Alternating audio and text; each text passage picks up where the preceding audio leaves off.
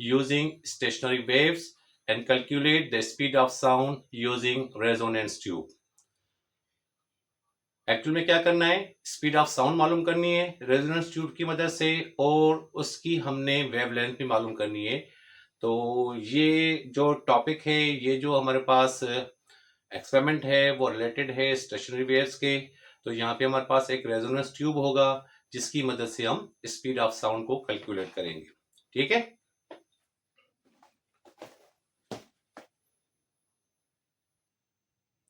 इसके लिए जो हमें एपरेटस रिक्वायर्ड होगा वो एपरेटस आपके सामने है। This is resonance tube apparatus. तो आप इसको अच्छी तरह से देख सकते हैं।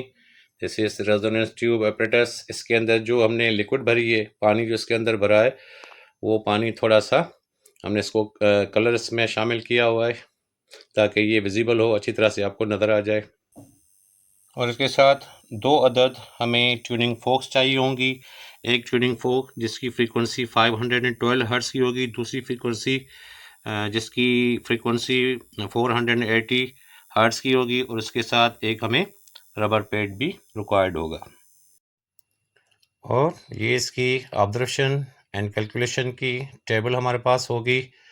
तो सबसे पहले ऑब्जर्वेशन एंड कैलकुलेशन में हमने क्या करना होगा, रूम टेम्परेचर मालूम करना होगा बिफोर एक्सपेरिमेंट T1। उसके बाद रूम टेम्परेचर हमने मालूम करना होगा आफ्टर एक्सपेरिमेंट। उसके बाद हम इन दोनों टेम्परेचर्स को, इसका मीन टेम्परेचर मालूम करेंगे, that is T is equal to T1 plus T2 divided by 2। तो जो भी वैल्यू होगा T1 का, T2 का, दोनों को प्लस करके 2 से जब डिवाइड करेंगे हमारे पास इसका मीन टेम्परेचर आ जाएगा। नीचे आप देखें कि आपके पास ऑब्जर्वेशन टेबल, सबसे पहला कॉलम जो है वो नंबर ऑफ ऑब्जर्वेशन का है। उसके बाद हमारे पास frequency of tuning forks F, और फ्रीक्वेंसी का जो यूनिट होता है वो हर्ट्स में होता है। तो उसके बाद आपके पास क्या है, फर्स्ट रेजोनेंस पोजीशन। अब रेजोनेंस या फर्स्ट हार्मोनिक आपका कहाँ पे होगा, उसके लिए हमें वो लेंथ जो है उस रेजोनेंस ट्यूब के अंदर, वो लेंथ जो है वो हमने मालूम करनी होगी कि उसकी फॉलिंग कितनी होगी, राइजिंग कितनी होगी, और उसका मीन कितना होगा। इसको हम L1 से रिप्रेजेंट करेंगे। उसके बाद दूसरा हमारे पास सेकंड रेजोनेंस पोजीशन, जिसको हम L2 से रिप्रेजेंट करेंगे। उसके बाद उसमें falling, rising and mean centimetre होगा। तो एक्सपेरिमेंट को स्टार्ट करने से पहले इसको आप अच्छी तरह से नोट कर लें, क्योंकि इस टेबल को फिर हमने फिल भी करना है। ठीक है। इस वक्त जो टेम्परेचर है, रूम टेम्परेचर है, वो उस थर्मामीटर की मदद से हम मालूम करेंगे, और मैं मालूम करके आपको बताता हूँ कि इस वक्त रूम टेम्परेचर जो है वो हमारे पास कितना है। इस वक्त हमारे पास जो उसका रूम टेम्परेचर है वो थर्मामीटर की मदद से हमने ये मालूम कर लिया है। तो यहाँ पे जो रूम टेम्परेचर है बिफोर एक्सपेरिमेंट वो 33 डिग्री सेल्सियस है। उसके बाद जब ये एक्सपेरिमेंट ख़त्म हो जाएगा तो ज़ाहिर सी बात है 10-15 मिनट लगेंगे, इसमें टेम्परेचर पे कोई इफेक्ट नहीं पड़ेगा, कोई ज़्यादा नहीं हो जाएगा। तो रूम टेम्परेचर आफ्टर एक्सपेरिमेंट जो होगा वो भी तकरीबन 33 डिग्री सेल्सियस होगा। तो इसका जब हम मीन मालूम करेंगे T1 प्लस T2, तो 33 प्लस 33, तो ये 66 बन जाएगा। 66 को जब आप डिवाइड करोगे 2 के साथ तो आपके पास क्या आ जाएगा, दैट इज़ 33 डिग्री सेल्सियस। तो मीन टेम्परेचर हमारे पास कितना आ गया, 33 डिग्री सेल्सियस का। ठीक है। अब आते हैं इसकी ऑब्जर्वेशन की तरफ। तो सबसे पहले हम जो यूज़ करेंगे फ्रीक्वेंसी, वो फ्रीक्वेंसी फर्स्ट ऑब्जर्वेशन में हमारे पास जो फ्रीक्वेंसी होगी ट्यूनिंग फोक की, वो होगी 512 हर्ट्ज़ की। तो फिर उस रेजोनेंस ट्यूब की मदद से हम उसकी पोजीशन मालूम करेंगे, फर्स्ट रेजोनेंस पोजीशन। अब रेजोनेंस का टॉपिक तो आपने पहले से पढ़ा हुआ है। ठीक है। तो फोर्स फ्रीक्वेंसी जो होती है वो अगर उस रेजोनेंस ट्यूब की फ्रीक्वेंसी के साथ मैच हो जाए तो वहाँ पे लाउडनेस जो होता है, इसका एम्पलीट्यूड जो होता है वो बढ़ जाता है, और एक साउंड जो है वो हमें वहाँ पे सुनाई देता है। तो ये लेंथ हमें मालूम करनी होगी उसके अंदर, रेजोनेंस ट्यूब के अंदर। तो उस सूरत में फिर हम देखते हैं कि वहाँ पे आपको चेक करवाएंगे कि इसकी फॉलिंग जो होगी, फर्स्ट रेजोनेंस की पोजीशन जो होगी L1, फॉलिंग कहाँ पे होगा, राइजिंग कहाँ पे होगा, जहाँ पे आपको मैक्सिमम साउंड सुनाई देगा, तो उस चीज़ को हमने नोट करना होगा। फिर बाद में आके ये नोट करके फिर बाद में आके हम इस चीज़ को क्या करते हैं, इसको नोट करते हैं। अब ये देखिए, ये हमारे पास रेजोनेंस ट्यूब है। जो वाटर का लेवल है यहाँ पे, इस वाटर लेवल पे क्या है, ये क्लोज एंड हो गया। तो one and open pipe, one and side जो होगी इसकी ओपन है, और दूसरी एंड जो है यहाँ पे क्लोज है। तो जब आप इस ट्यूनिंग फोर्क को इसके ऊपर रखते हो, इसके सामने रखते हो तो उस सूरत में क्या होता है, एक वेव जो है वो जनरेट होती है, और वो वेव जाके ऐसे इस लेवल को लग के, क्लोज एंड को लग के, फिर ये रिफ्लेक्ट होके वापस आएगी। तो उस सूरत में आपको एक साउंड जो है वो सुनाई देगा। अब आप देखें फिर उसकी लेंथ जो है हमारे पास कितनी होगी, कितनी लेंथ के ऊपर ये इसकी फ्रीक्वेंसी जो होगी, इस ट्यूनिंग फोर्क की जो फ्रीक्वेंसी होगी वो इसके साथ जाके मैच करेगी, तब जाके आपके पास एक लाउड साउंड जो है वो सुनाई देगा। क्योंकि इसका एम्पलीट्यूड इंक्रीज हो जाएगा, बढ़ जाएगा, उस सूरत में आपको एक लाउड साउंड जो होगा वो सुनाई देगा। इसकी लेंथ जो है वो सेट की हुई है तकरीबन 14.6 सेंटीमीटर के ऊपर। अब यहाँ पे चेक करते हैं क्या यहाँ पे हमें इसकी फर्स्ट रेजोनेंस की लेंथ मिल रही है या नहीं मिल रही। अगर यहाँ पे आपको लाउडली साउंड सुनाई देगा तो फिर आप समझिएगा कि ये इसकी फर्स्ट रेजोनेंस लेंथ है। फिर जहाँ पे मैक्सिमम साउंड होगा वहीं पे इस लेंथ को हम नोट करेंगे। अब देखें थोड़ा सा साउंड जो है हमें सुनाई दे रहा है, लेकिन इतना लाउड नहीं है।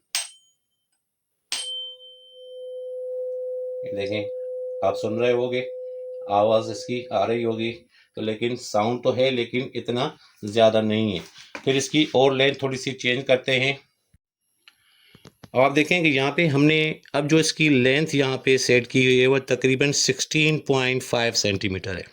ठीक है, 16.5 पे चेक करते हैं क्या यहाँ पे हमें इसका साउंड जो है वो कुछ लाउडली सुनाई दे रहा है या नहीं दे रहा। तो आपने इसको इस तरह से टच करके, अब आप देखें कि इसका अब साउंड जो है वो लाउडली हो गया है, ज्यादा साउंड आपको सुनाई दे रहा है। ये देखिए कितना ज्यादा साउंड आ रहा है। तो ये आपके पास क्या होगी, ये इसकी फर्स्ट रेजोनेंस लेंथ होगी। और फर्स्ट रेजोनेंस लेंथ हमारे पास कितनी है, तकरीबन ये देखें, ये 14, 15, ये 16 और ये 16.5। ये 16.5 पे हमारे पास फर्स्ट रेजोनेंस इसकी लेंथ आ गई है। तो यहाँ पे हमने फर्स्ट फ्रीक्वेंसी जो ट्यूनिंग फोर्क हमने यूज़ की उसकी फ्रीक्वेंसी 512 सेंटीमीटर थी। अब यहाँ पे फर्स्ट रेजोनेंस पोजीशन है हमारे पास, दैट इज़ L1। अब यहाँ पे फॉलिंग भी है और राइजिंग भी है। एक्चुअल में हमारे पास कितना आया था, 16.5। तो यहाँ पे हम लिख देते हैं जो हमें साउंड सुनाई दे रहा था वो तकरीबन 15 सेंटीमीटर से तक हमें सुनाई दे रहा था। ठीक है, तो 15.5 और ये और ज़्यादा कहाँ तक जाएगा, ये आपका तकरीबन 17.5 तक जाएगा। तो फॉलिंग में हम लिखेंगे यहाँ पे 15.5 सेंटीमीटर। ठीक है, ये हमारे पास 15.5 सेंटीमीटर आ गया। और राइजिंग में हमारे पास क्या होगा, ज़्यादा से ज़्यादा कितना हो सकता है, तो ये तकरीबन 17.5 सेंटीमीटर जा सकता है। अब इन दोनों को मीन इसका मालूम करेंगे तो 15.5 प्लस 17.5 डिवाइडेड बाय 2, तो हमारे पास जो इसका मीन फर्स्ट रेजोनेंस पोजीशन आ जाएगी वो होगी 16.5 सेंटीमीटर के अंदर।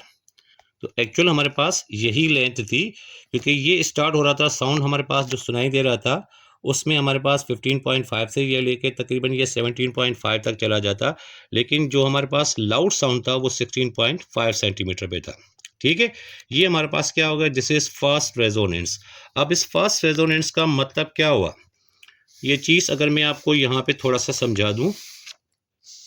यहाँ पे देखें, आपने एक टॉपिक पढ़ा हुआ था एयर कॉलम के अंदर, एक्सट्रैक्शन रिलीज एयर कॉलम के अंदर। अब ये क्लोज एंड होता है और ये ओपन एंड, पाइप का ये क्लोज एंड और ये ओपन एंड है। ओपन एंड पे हमेशा क्या होता है, एंटी नोड होता है, जबकि क्लोज एंड पे क्या होता है, नोड होता है। ठीक है, अब ये वेव जैसे हम इसको स्ट्राइक करें, ये वेव जब यहाँ से ऐसे जाएगी तो यहाँ पे स्ट्राइक करेगी, स्ट्राइक करने के बाद रिफ्लेक्ट होके ये वेव इस तरह से वापस आ जाएगी।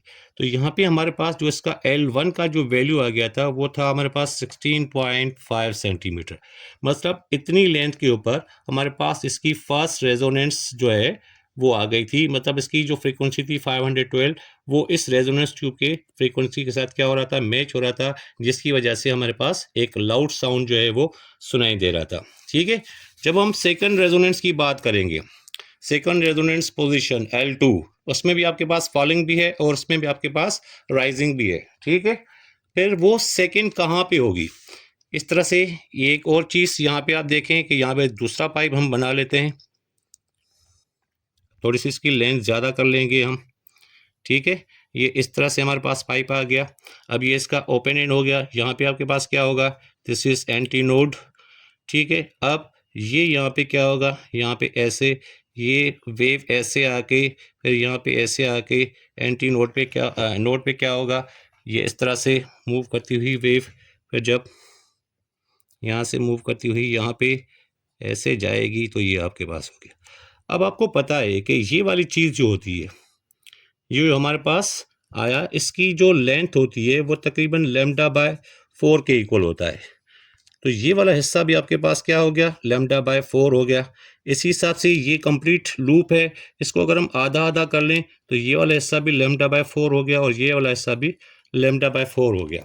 अब आप इसकी लेंथ को अगर देखें, ये जो इसकी टोटल लेंथ होगी, अब वो लेंथ जो सेकंड हमें मिलेगा, सेकंड रेजोनेंस पोजीशन हमें मिलेगी, वो कहाँ पे मिलेगी, जब इसकी वेवलेंथ जो है इसके मुकाबले में 3 टाइम्स हो जाएगी। इसका मतलब है कि फर्स्ट हमारे पास जो इसकी रेजोनेंस पोजीशन आई थी वो 16.5 पे थी, तो आपने अब इस पानी के लेवल को आपने कितना गुना ज़्यादा करना होगा, उसकी लेंथ कितनी बढ़ानी होगी, इस 16.5 का 3 टाइम्स।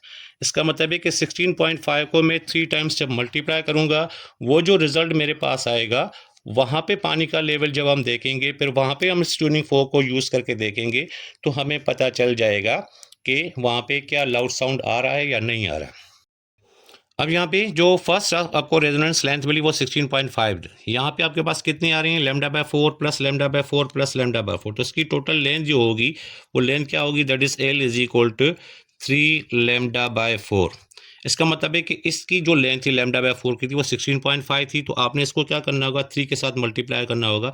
जब आप इसको 3 के साथ मल्टीप्लाई करोगे तो आपके पास रिजल्ट जो आ जाएगा वो तकरीबन 49.5 सेंटीमीटर, मतलब L2 का जो वैल्यू होना चाहिए वो 49.5 सेंटीमीटर, मतलब ये जो इसकी लेंथ होनी चाहिए सेकंड रेजोनेंस की वो कितनी होनी चाहिए, 14.5 सेंटीमीटर।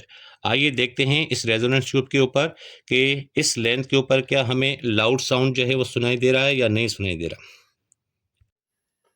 अब आप देखें कि हम इसकी लेंथ को जो है वो कुछ ज़्यादा कर रहे हैं। पहले हमारे पास लेंथ की थी 16.5, अब हम इसको जैसे जैसे नीचे करते जाएंगे वहाँ से इसकी लेंथ जो है वो इंक्रीज होती जाएगी। अब आपने कहाँ पे इसको सेट करना है, जाके तकरीबन 49.5 के ऊपर, ठीक है। ये देखें ये 40 पे आ गया है, अभी 40 से 49 तक हमें जाना है।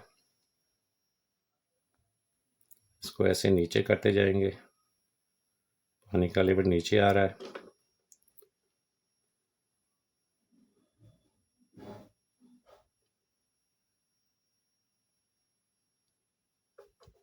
ये थोड़ा सा बढ़ गया और इसको थोड़ा सा ऊपर कर लेते हैं ताकि ये स्लोप पूरा 49 पे हम इसको सेट कर सके।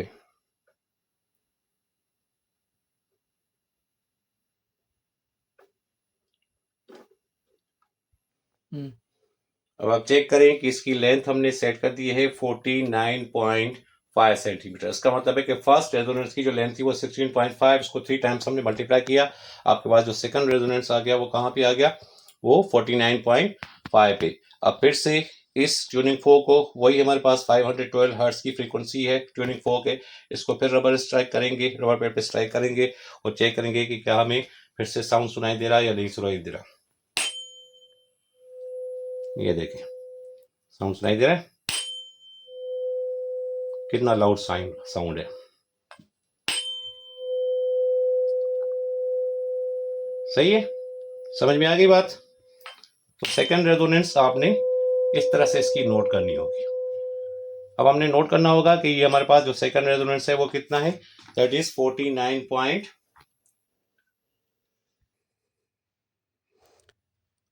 अब ये फर्स्ट रेजोनेंस 16.5 अब सेकंड रेजोनेंस हमारे पास कितना आ गया? अब 49.5 से 1 को कम कर लें तो ये तकरीबन 47 2 पॉइंट्स अगर हम इसको कम कर लें, अब जो राइजिंग होगी इसकी लेंथ वो कहाँ तक होगी? तकरीबन 50.4 सेंटीमीटर तक। जब इन दोनों को हम प्लस करेंगे तो ये तकरीबन 99 सेंटीमीटर बन जाएगा। तो 99 को जब आप डिवाइड करोगे 2 के साथ, क्योंकि हम इसकी एवरेज या मीन मालूम कर रहे हैं, तो ये आपके पास आ जाएगा 49.5 सेंटीमीटर। तो ये हो गई आपके पास second resonance position, that is L2। ये आपके पास फर्स्ट थी, ये हमारे पास सेकंड थी। इसी हिसाब से सेकंड ऑब्जर्वेशन में आपने क्या करना होगा? 480 फ्रीक्वेंसी की आपने ट्यूनिंग फोक यूज़ करनी होगी। इस तरह से उसकी फर्स्ट रेजोनेंस पोजीशन मालूम करनी होगी L1। इसी हिसाब से सेकंड रेजोनेंस पोजीशन आपने L2।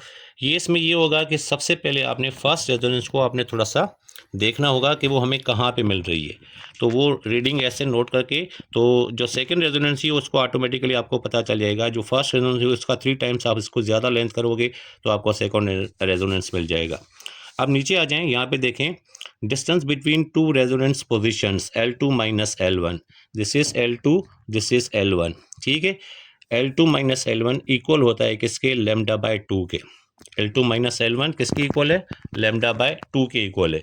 तो यहाँ पे क्योंकि हमें इसके अंदर सबसे पहले determine the wavelength of sound in air, तो ये वेवलेंथ भी हमें मालूम करनी थी। तो वेवलेंथ के लिए हमारे पास फार्मूला क्या होगा? That is lambda is equal to 2 L2 minus L1। इसके मुताबिक lambda by 2 is equal to L2 minus L1 है, तो ये 2 डिवाइड में इधर आ जाएगा, मल्टीप्लाई हो जाएगा। तो यहाँ पे इसकी वेवलेंथ मालूम करते हैं, lambda is equal to 2 L2 minus L1। L2 minus L1 कितना है? L2 आपके पास कितना है? 49.5। तो यहाँ पे लिखेंगे 49.5 माइनस L1 का वैल्यू हमारे पास कितना है? That is 16.5। ठीक है, इन दोनों को जब माइनस करेंगे तो ये 2 मल्टीप्लाई बाय, अब ये हमारे पास क्या हो गया? लैम्डा इज इक्वल टू 2, इन दोनों का डिफरेंस कितना हो गया? 33 हो गया। तो ये हो जाएगा 33 multiply by 2, that is 66 centimetre. ये हो गई इसकी वेवलेंथ। इस स्पीड ऑफ साउंड की हमारे पास क्या हो गई? वेवलेंथ हो गई, sound in air, speed of sound in air, wavelength of sound in air. ठीक है, ये हमारे पास वेवलेंथ आ गई। अब हमने क्या करना है? स्पीड ऑफ साउंड मालूम करना है किसके ऊपर? एट रूम टेम्परेचर के ऊपर। तो सबसे पहले हमने थर्मामीटर की मदद से हमने रूम टेम्परेचर मालूम किया था। वो रूम टेम्परेचर हमारे पास कितना था? That is 33 degree Celsius. This is room temperature. अब हमारे पास जो स्पीड ऑफ साउंड है एट टी मीन्स टेम्परेचर के ऊपर, तो ये हमारे पास 33 डिग्री सेल्सियस है टेम्परेचर। इस टेम्परेचर के ऊपर हमने स्पीड ऑफ साउंड मालूम करना है। उसके लिए हमारे पास क्या है? 2F into bracket L2 minus L1। L2 minus L1, 2L2 minus L1 किसके इक्वल होता है? वो वेवलेंथ लैम्डा के इक्वल होता है। एफ आपके पास क्या है? फ्रीक्वेंसी है। तो यहाँ पे लिखते हैं V at temperature T, that is 2 multiply by frequency. Frequency हमने कौन सी यूज़ की? दैट इज 512 हर्ट्ज की। उसके बाद L2 माइनस L1 का जो रिजल्ट हमारे पास आया था वो कितना आया था? That is multiply by 33। जब इन तीनों को हम मल्टीप्लाई करेंगे तो हमारे पास क्या आ जाएगा? That is speed of sound at temperature 33 degree Celsius के ऊपर। तो finally 2 multiply by 512 multiply by 33, इन तीनों को जब हमने मल्टीप्लाई किया तो हमारे पास जो रिजल्ट आ गया वो 33,792। तो ये क्या होगा? This is the speed of sound. क्योंकि लेंथ हमारे पास सेंटीमीटर में है तो यहाँ पे लिखेंगे सेंटीमीटर पर सेकेंड। अगर हम इसको मीटर पर सेकेंड में करें तो फिर क्या होगा? That is VT is equal to 33,792। इसको आपने डिवाइड करना होगा किसके साथ? क्योंकि इसको मीटर में करना है। वही नो दैट 1 मीटर जो होता है वो 100 सेंटीमीटर के इक्वल होता है, तो इसको हमने 100 के साथ डिवाइड करना होगा। ये मास हमारे पास आ जाएगा 337.92, दैट इज मीटर पर सेकेंड। तो ये तो 33,792 को जब हमने डिवाइड किया 100 के साथ, क्योंकि 1 metre is equal to 100 centimetre के इक्वल होता है। आपने सेंटीमीटर को मीटर में जब कन्वर्ट करना है तो आप इसको 100 के साथ डिवाइड करोगे तो ये हमारे पास आ गया 337.92 मीटर पर second. That is the speed of sound 8 temperature के ऊपर।